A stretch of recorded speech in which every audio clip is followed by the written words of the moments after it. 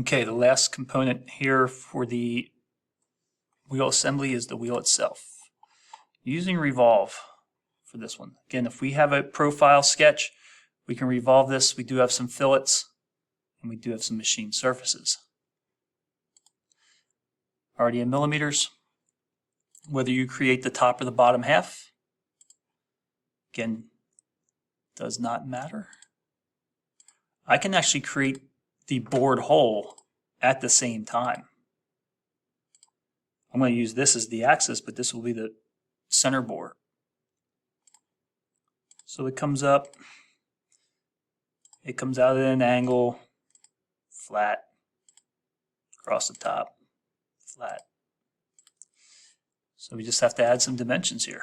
We have an overall width of 50. The distance in would be 50 and 10, so 20 millimeters in. And this is 10. Which should set this up to be 20. It is. All right, 38 across the top, which will put you at 14. Sorry, this way, which will be 14 millimeters here, because it is centered, and it is. 3 millimeters and 5. It'll be the same on the opposing side. So 5 is there, and now 3.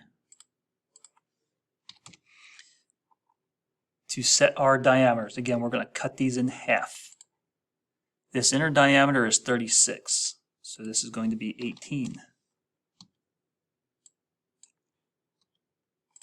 Our hole down the middle is a diameter of 22, so 11. And our overall diameter is 100, so 50. We are now going to revolve this around a central axis. Profile, axis, 360 degrees. There's the whole thing. Fillets. You have 2 of them, sorry, 4 of them. They're a radius of 2. The material is malleable cast iron.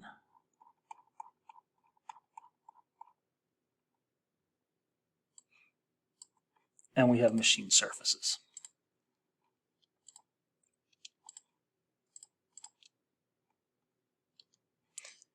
Faces.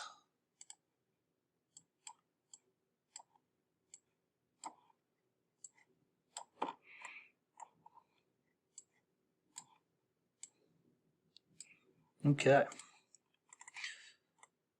might have missed this in the other video. We want to turn this into a component. Don't worry.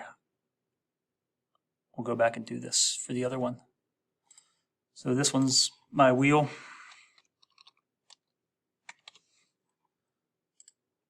And we'll look at assembling this in the next video.